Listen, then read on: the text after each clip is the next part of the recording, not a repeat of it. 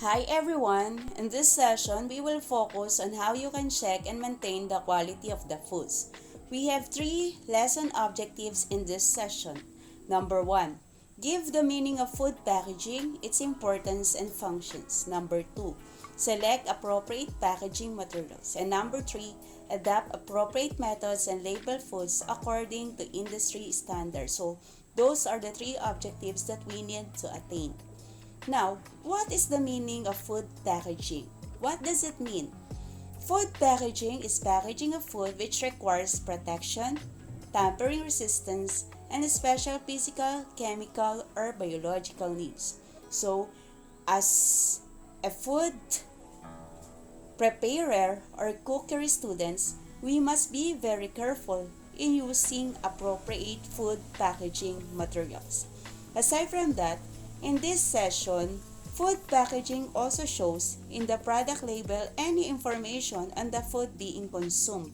Like for example, the nutritional contents, the ingredients being used, the quantity of ingredients, the manufacturer's name, the brand name, and among other things. And let us see the different or the main objective of food packaging. The main objective of food packaging is to keep the food in good condition until it's sold and consumed. Thus, we can attract our customers or guests to buy the products. Take note that correct packaging is essential to achieve this objective. Now, why food packaging is important? Food packaging is very important because it provides the correct environmental conditions for food starting from the time food is packed through its consumption. That's why a good package should therefore perform the following functions. So let us see these functions. We have four. The first of these four is to provide a barrier against dirt and other contaminants, thus keeping the product clean.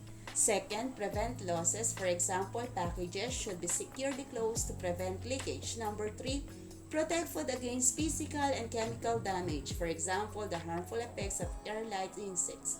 Package design should provide protection and convenience. So those are the different functions, and it's very important to remember them. The types of packaging materials are leaves, vegetable fibers, wood, paper, earthenware, glass, plastic, and metal. So we have 8. And let us see the different characteristics of these 8 packaging materials.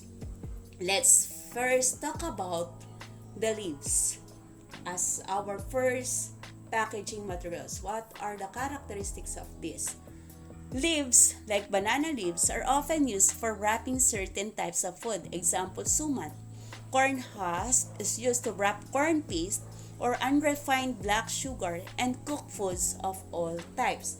Take note that they do not, however, protect the food against moisture, oxygen, odors, or microorganisms and therefore not suitable for long-term storage. The second one is vegetable fibers. These include bamboo, banana, coconut, and cotton fibers. These natural materials are converted into yarn, string, or cord, which will form the packaging material. So these are biodegradable and to some extent reusable. And number 3 is what we called wood. What is the characteristic?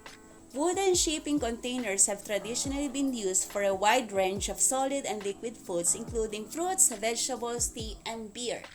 The use of wood continues for some wine and spirits because the transfer of flavor compounds from the wooden barrels improve the quality of the product, of course. That's why it's used until now. The next one is paper.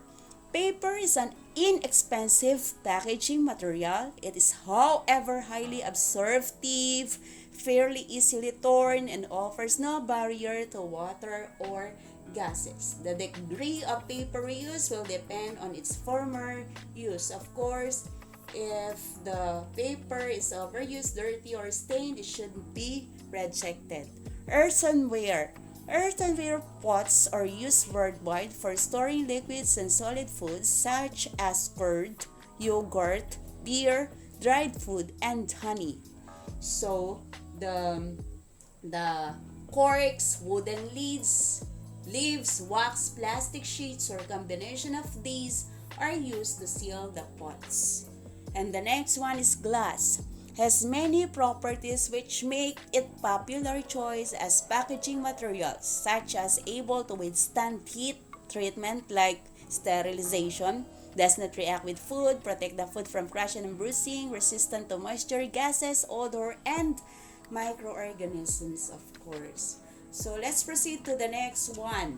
What is the next one? Plastics. The use of various plastics for containing and wrapping food depends on what is available.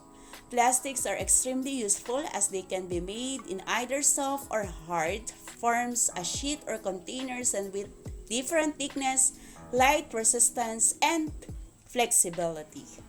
Okay, the next one, of course, is metal. So let us see the characteristic of these. Have number of advantages over other types of containers.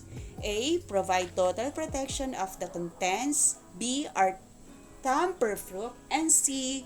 Convenient for presentation. So those are 8 types of packaging materials with characteristics. Now, let us see the different factors in the spoilage of foods. Number 1, pH of food simply indicates the inverse amount of hydrogen ion available in the food system. Number 2, moisture content related to the physical state of the food itself. Of course, when the food is highly moisture content, the greater the chance for microbial growth. Number 3, amount and nature of fat content. Chemical processes also accelerate breakdown of fats on food. And number 4, enzyme system. Chemical processes like fermentation and hydrolysis which occur in high moisture food. So those are the different factors that we must remember in the spoilage of food. And the last one, initial microbial load, which means the microorganisms thrive best in high moisture foods like mold, yeast, and bacteria.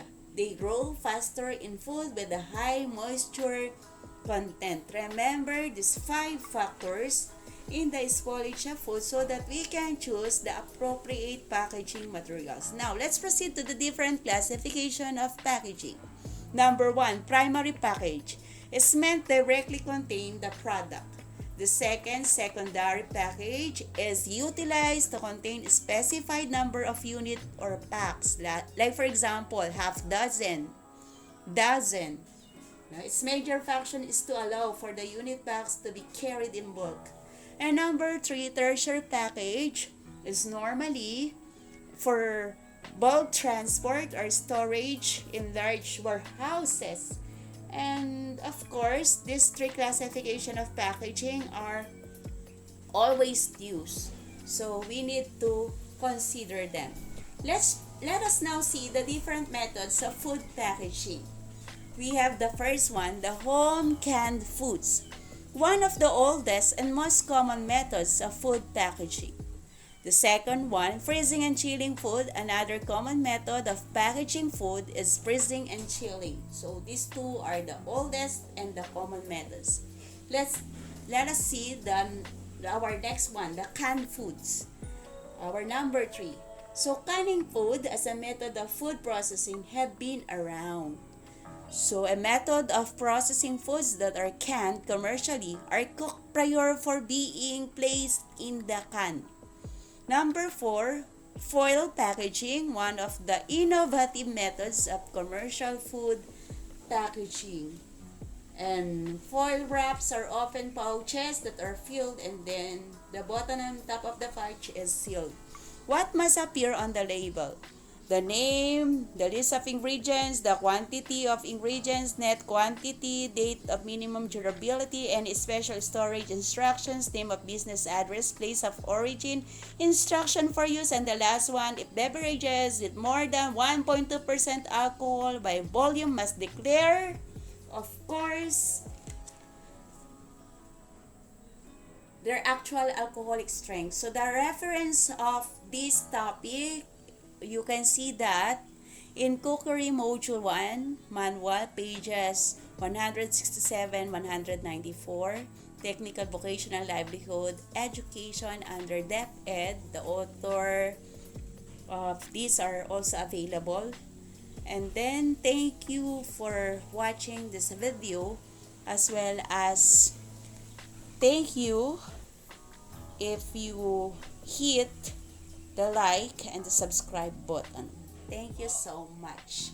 God bless you. God bless us all. And have a nice and great day.